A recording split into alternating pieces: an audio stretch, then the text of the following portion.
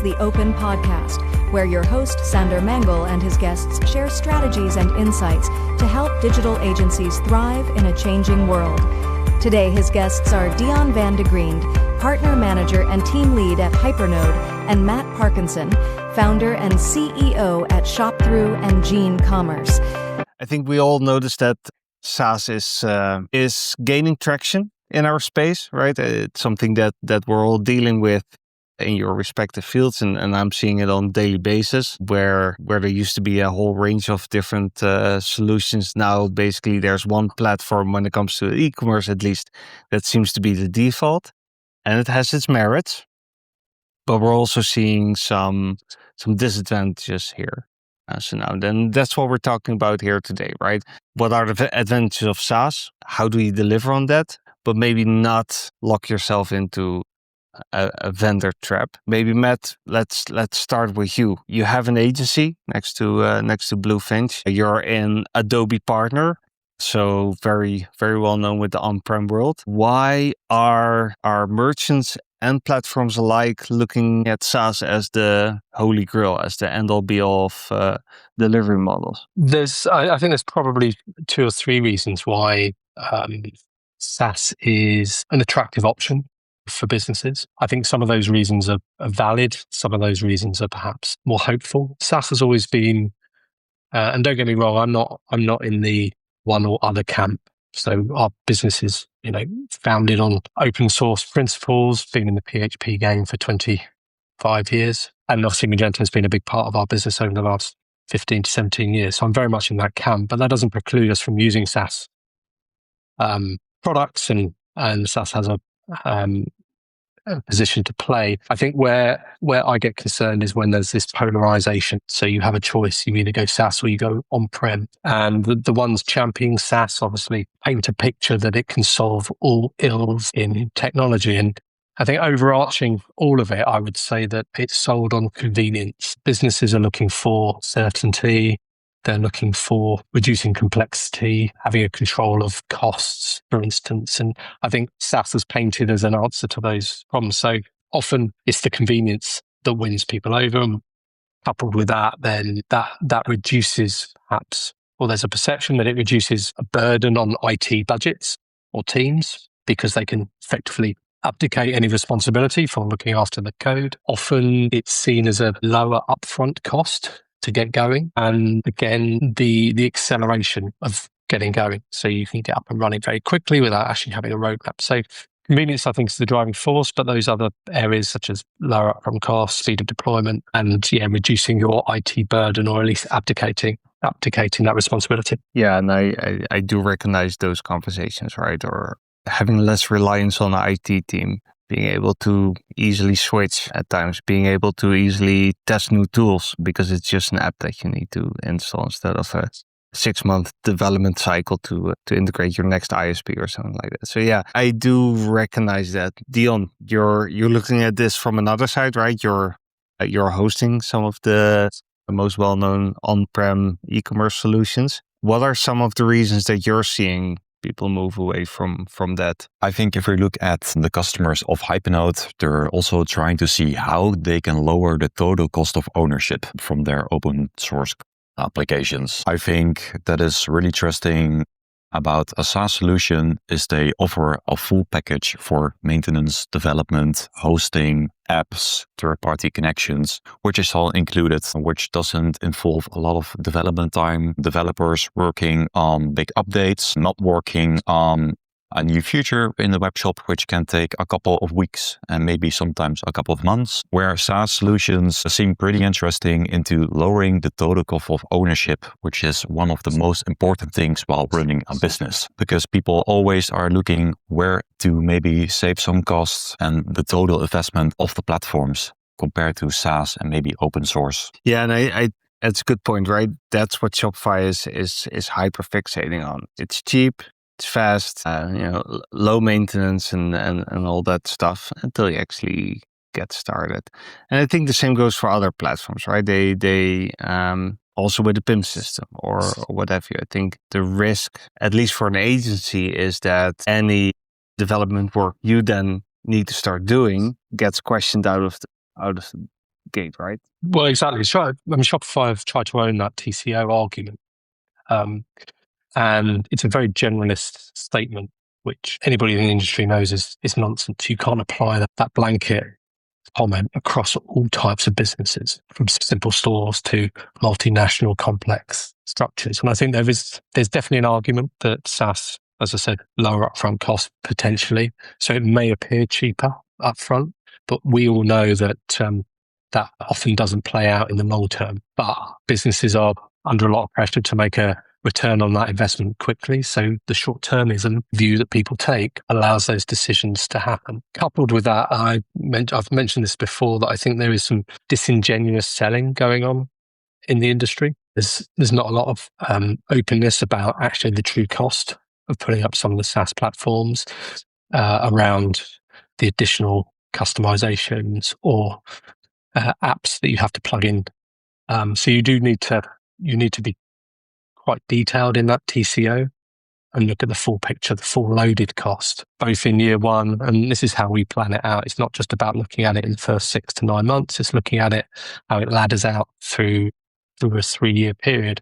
And that TCO argument certainly starts to lose any weight when businesses really scale. And your margin, therefore, has the cost, platforms is directly proportional to the scale of the business. Whereas in on-prem, you get significant scales of economy as you grow the business. Yeah, and I think you hit on a good point, right? It's not necessarily that SaaS isn't the right solution. It's that the costs are hidden, right? And intentionally, both by the platform and maybe also by the agency to some extent, which what I hear a lot is if you do SaaS, then you focus more on pushing marketing than actual builds. And I do get that, right? Because I think on the other side, agencies have at times really milked the maintenance and upgrades story. I mean, having a 40, 60 hour retainer per month just to do patches is ridiculous because it's bringing zero value to the business.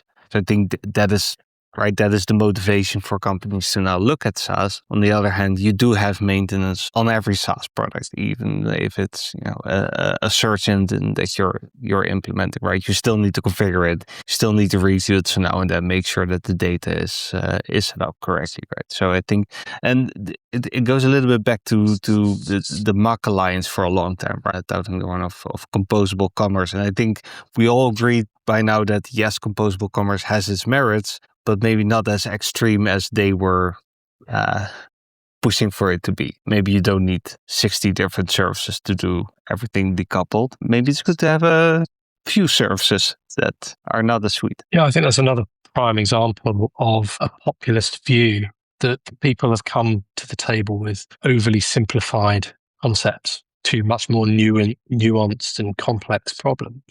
And the Mac approach, I had deep reservations and was highly critical of what they were doing, what they were trying to push. Not because I didn't agree with the composable nature of best of breed.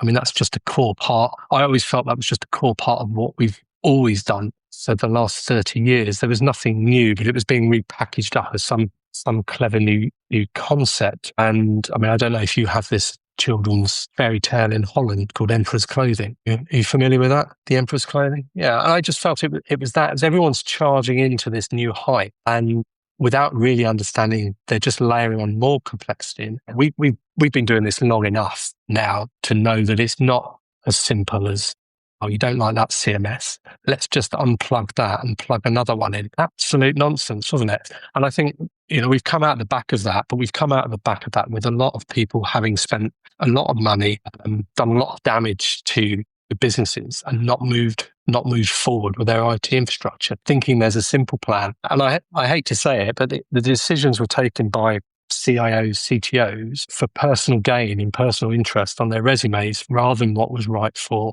the business in a much more pragmatic way. And as the saying goes, today's hype is tomorrow's technical debt. So there are businesses there that are having to unpick. So you do, coupled with what we were talking about in terms of selling Shopify, people need to do much more due diligence and go back to understanding what it is that they're trying to do, what problems they're trying to fix, and how that is relevant to their business, not coming to the table with an end solution and then retrofitting that to the problem or the business needs. Agreed. And I think from both sides, we then need to be honest, right? Because the whole pitch of open source saying we're the only ones being able to handle complexity is, I think, also not a good selling point, right? Because you can do complex things on Shopify, right?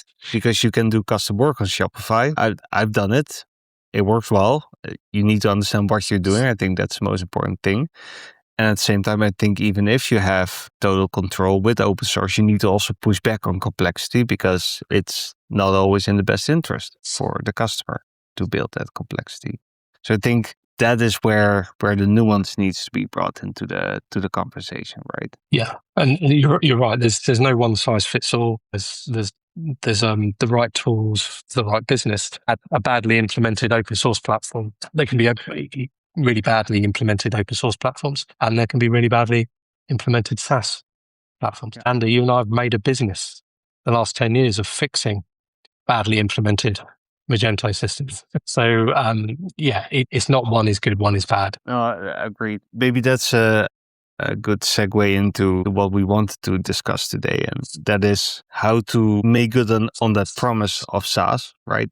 That lower TCO, not spending all of your budget on maintenance, still having the flexibility, but doing it in a way where there's more control for the merchant, where there's less surprises. Because I think ultimately, as an agency, you do not always have the choice to pivot from Magento to a Shopify or from a Shopware to a commerce tools or what have you, right? That's if you have 10 developers, probably talking about, collectively 30 months of training time that you need to pay for, which I don't know about your margins, Matt, but mine probably don't allow for that.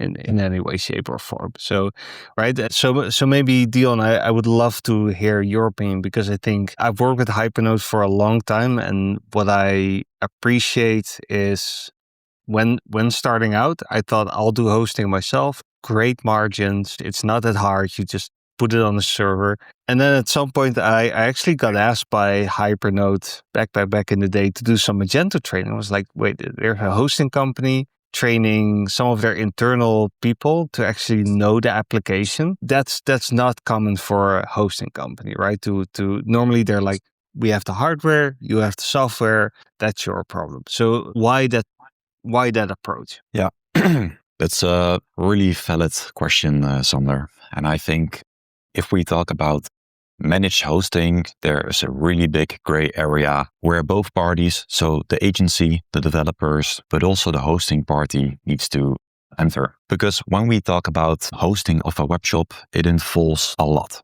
So it means the stability of the webshop, it means the performance of the webshop, it means the security of the webshops. And to create the most desired situation, you want a party that is able to help you and recommend you and also be a specialist in the application where you are running on. So when it's Magento, when it's Shopware, or maybe another open source e-commerce platform, you need to have a party that is understanding the technical side of the product. So whenever there is an issue or there is a question, you have a party where you can rely on, which is able to understand the question, because some questions might be very product specific, but also able to understand and recommend, and maybe not even solve the question, but able to steer you in the correct way. Because what we all have seen a lot in the past is that there is a customer who is running an open source webshop who might have an issue with their performance or with maybe the uptime of the application, where there's the situation created that the customer is calling the hosting provider, which is looking into the server, which says, hey, everything's in green, everything is working, we don't see any issue. We recommend to go to your developer because there's an issue within the application. What happens is that the customer, they go to the agency, where the agency tells the customer that they didn't do a single deployment in the last 3 weeks, they have changed nothing, and it really has to be something with the server. And they recommend the merchant to go back to the hosting provider. What happens is that there's a situation created where no one takes responsibility of looking into the issue. And we think that it's very important to have the specialism of a certain e-commerce platform to, even though if it's an application related issue, or maybe a server issue, we are going to look into it. So it means that we are not able to solve the issue when it's coming from the application, because as a hosting provider, you're not making any changes within the application itself, but we are able to directly look into the application and see where it's going wrong. So we prevent the situation where the customer is going back and forward between the agency and the hosting while the issue is still occurring. The webshop is still slow. The webshop is still offline. Where you need to have like a reliable partner which is able to help you at any time and recommend, even though it's not maybe related by the server or the hosting. Yeah, and I think that's a good point, right? Because SaaS isn't that as a merchant, I only talk to the SaaS company and they fix everything, right? I've seen it many times with HubSpot. We do implementations. If the customer then goes to HubSpot and says, this doesn't work, HubSpot will tell them, okay, this is misconfigured. Go and talk to your SI, right? We're not going to touch it. We're hands off. You have to figure it out.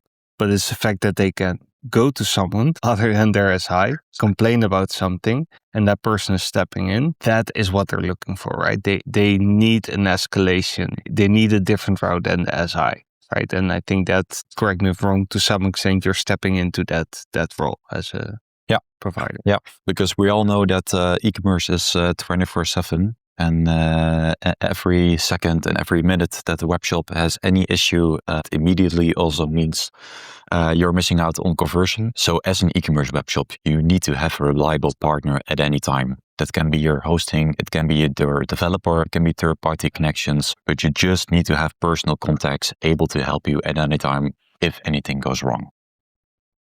This is why we like working with Hypernode, because you have to, there can't be that conflict between systems integrator agency and infrastructure, because we have mutual interest in making sure we just want the noise to go away and our clients to be successful. So providing there's that bit of a cliche partnership, and let's face it, Sander, 9 times out of 10 it's infrastructure, isn't it? The problem, not the application.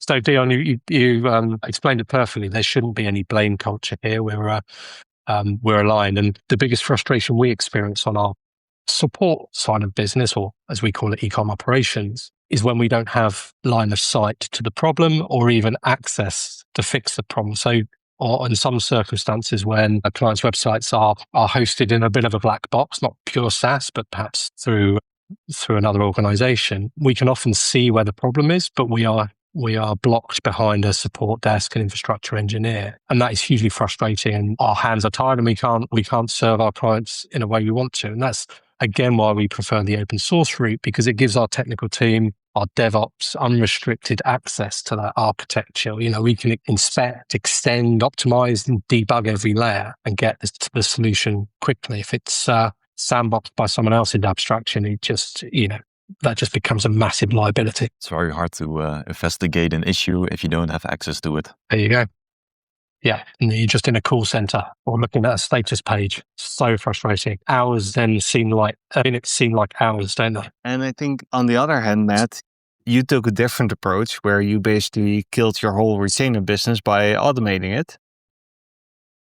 You launched Bluefinch Patch and Bill, but I'd love to zoom in on Patch. As an agency owner, I make a good buck from keeping people's websites updated. Why automate that? Yeah. So thank you for teeing that up. I mean, I'm old enough to have subscribed to, the core principles of open source of 50 years now, no, 40 years, freedom, transparency, and collaboration. And those were the founding principles of open source. And, for the last few years, we've heard and seen the shift in the e-com platform space away from open source onto the SaaS platforms.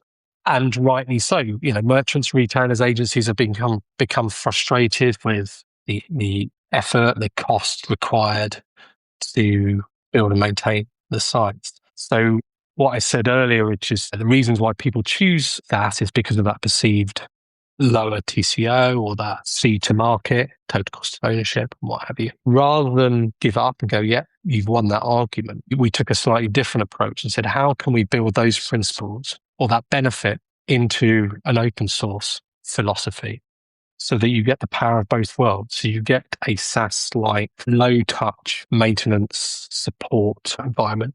You get a a low-cost, accelerated ability to spin up in time, time to market is really reduced, while still having the benefit of the open source and all the benefits of being open source, which is ultimately control, ability to customize, freedom to integrate, innovate, ownership, that sort of thing. So there were three things we looked at in the battle, shall we say, between Magento and our little green bag friend. And they were TCO, they were time to market, and they would check out optimization. And if we look at Magento specifically, the cost of patching and upgrading is a problem, has been for a while. Problem for agencies because it disrupts our workflow and there's a risk to it. Problems for merchants because of the costs they have to put onto it and the fact that stops them moving forward feature development. And a problem actually for the platform because people don't patch and upgrade, and therefore the security implications of that damage its reputation because there's the perception that it's not secure. And that has a halo effect on Dion's business at Hypernode because they're ultimately responsible for the security and performance of the site. So there's a whole myriad of problems. And for a few years, we perfected in Gene the ability for our team to patch, update, and upgrade the site so we could reduce both the cost of the client and increase our margin. So it's all about efficiency, reducing friction, and ultimately not that bit of work not getting in the way of us building really cool stuff and moving the business forward. So beginning of the year, just before Christmas, we decided that for Magento to thrive and have a valid chance competing against the SaaS environment, we thought we'd package this up and get it out to the community as a platform so everyone can benefit. So it's not necessarily taking away billable hours from you, Sander. Far from it. What would you rather do? Would you rather spend those, 20 hours, you say, building some cool new feature that moves the merchant forward in their business, or spend those 20, 30 hours doing really grubby, boring compatibility work on a patch and upgrade and re-engineering some crappy old module? I would wager that you'd rather be doing the building and the creating and the innovating. So what we're trying to do is not take money out of the system. We're trying to shift our focus as a community and say, let's channel that money and that resource into innovation and driving the ecosystem forward. And we can automate and accelerate the maintenance and support. And that's what we've done with the Bluefinch patch product. It's an automated process that runs through many compatibility checks against the latest release, against all your modules, against all your custom code, and gives you within less than a minute fully fledged PR for you to deploy. And if your code is clean and your model's up to date, you get all the green ticks and away you go. Pass it through QA and you've gone. Reduces many hours of work into an automated process. If your code is a bit crap and you've got a load of modules in there so the first time it will give you visibility on what modules, what codes are causing you a problem. And from a retailer or merchant point of view, that is hugely valuable because then they can understand why an update or a patch or an upgrade is costing them so much every 2 months or every 6 months. And as an agency, we can go about, remove this module, let's re-engineer that code so that the system becomes more tuned, optimized, and therefore the process just happens without any developer involvement. And that's really our principle. Take that problem away from people so we can build the economy. And I think listening to you both, right, it makes so much sense. Yet, and we do quite a bit of agency consulting on our end of the business.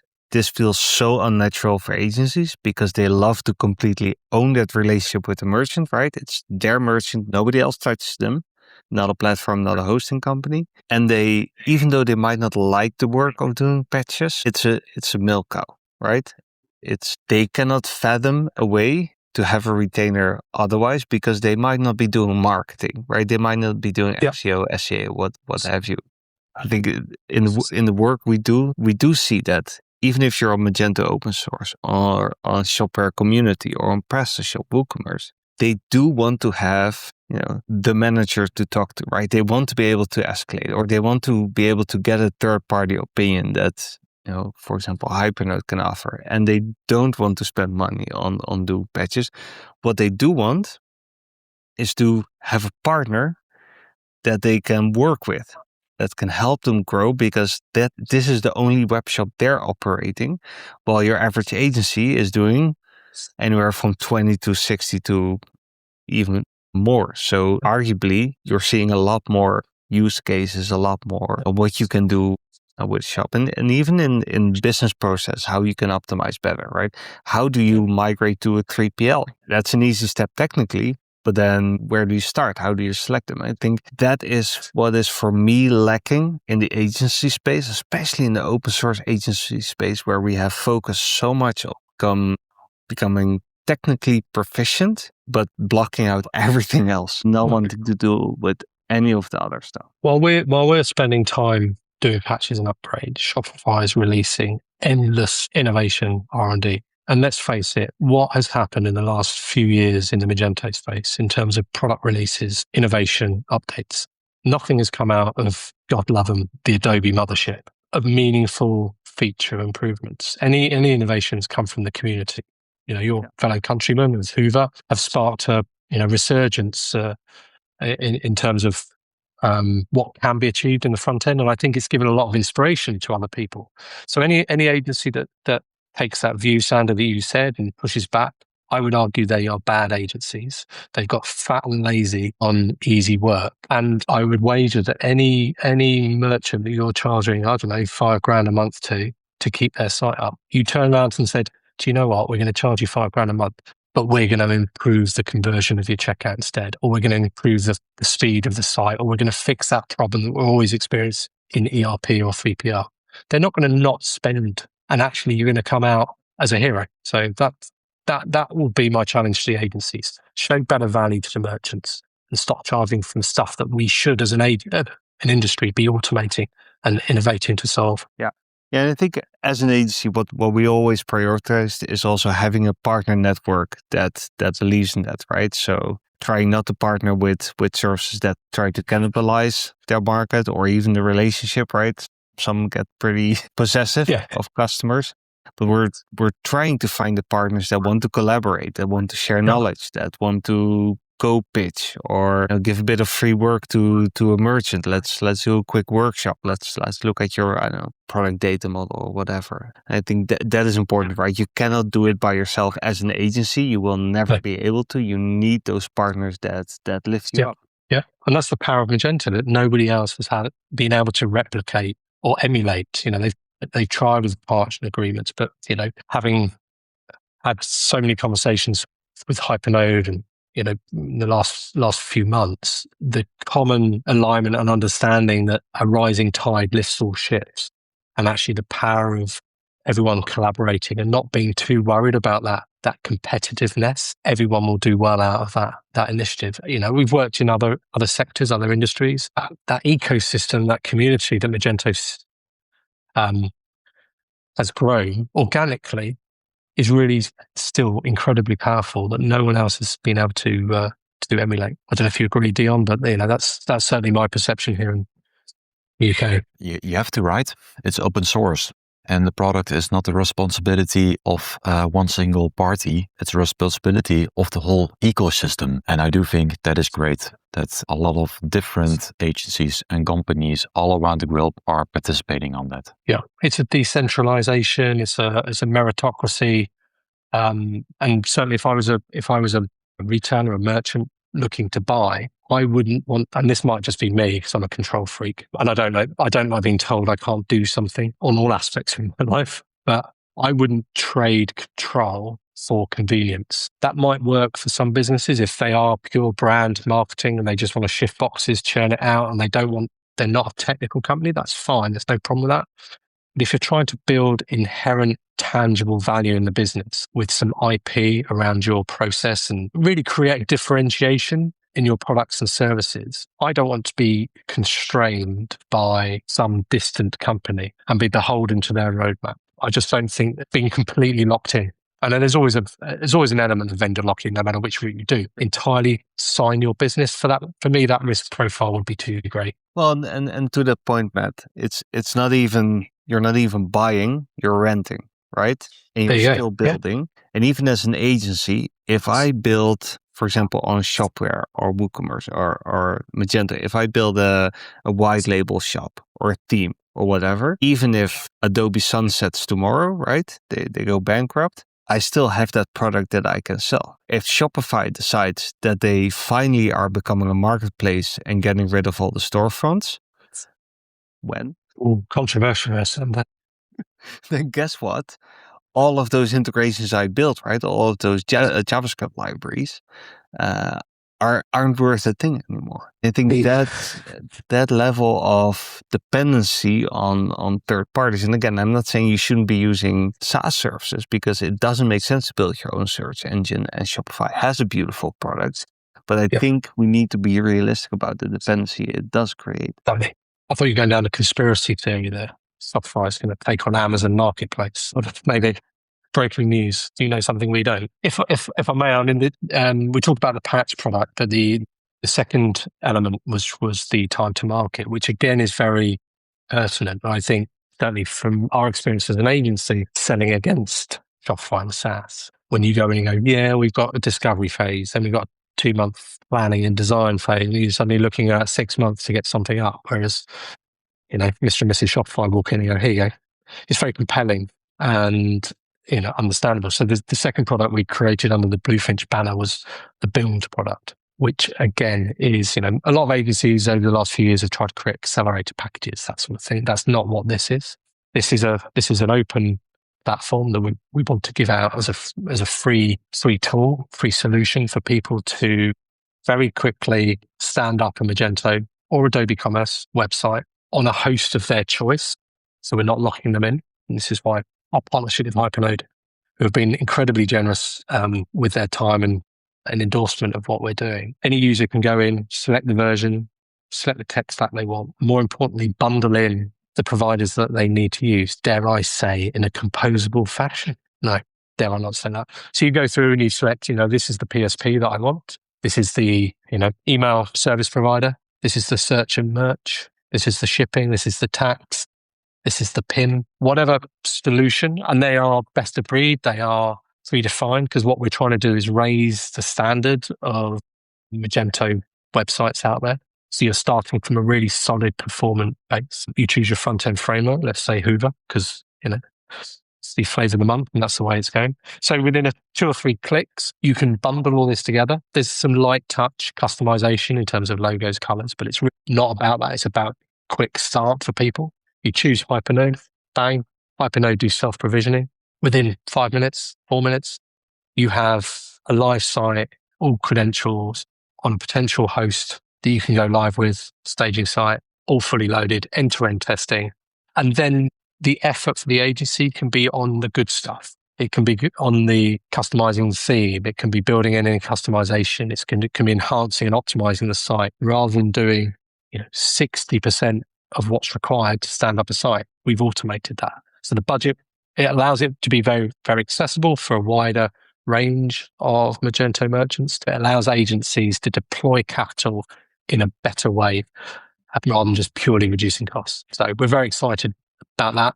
And it will give, for the first time, it will give people curious about Magento the opportunity to demo, experience and trial it, much as they would with a SaaS product. Yeah, I think that's important, right? You want to be able from sprint 0, you want to be able to show the front end to the customer. This is your shop, it's yours, it's there, it's a real thing. We discussed the design. We're already doing the header for you and what have you. In the background, you're doing the integration with the ERP. That's boring. Nobody wants to hear about that, but you can actually start to deliver beautiful visual features from day one. I think that is so important, right? Because that is where Shopify is winning. I spin it up, I throw on the theme, customize it a bit, but it looks amazing. Yeah, we as a sector, as an industry in the Magento, we have to raise our game. Some of the stuff, even the case studies of sites that are coming out, they're embarrassingly poor in terms of quality, in terms of innovation, creativity. So we have to make sure that we're putting our efforts and skills in the right place. And that is about optimizing it and showing people what can be achieved in the Magento space. And I do think it's a really great thing, Matt, also with the product and the focus of Bluefinch coming in, because we all see that the market is changing. And also with products, SaaS products like Shopify coming up, where there's no high maintenance, customers are also more thinking about where to invest the money. And as you've said, and also asked another question, merchants want to invest their money into optimizations, making sure they can improve the conversion of the web shop. They don't like spending 20, 30 hours into compatibility with plugins from the new Magento update. No, they want to improve the design. They want to create new features on the webshop, a loyalty program where they actually can improve their business, their revenue. And I think that's a really great thing where Bluefinch comes in, because that is what the open source market at this moment needs to compete with applications such as SaaS and Shopify. Well, thank you. Yeah, we're super excited about it. And I think, we see a lot of business going into the SaaS environment, all looking the same. They're all converging. There's very, very limited ability to customize. Now, I know Shopify Plus, for instance, it doesn't allow you to unlock some customization. You've got the whole ecosystem of, 1 million apps that you have to install. For me, that just the technical governance of that, it's just mind blowing, because you don't know where the app is. Some 12-year-old's bedroom somewhere managing this crucial bit of an infrastructure of a business. Seems crazy, but it's still, whilst you can customize it, it's still very opinionated. It's still very sandbox. You have to follow these rules.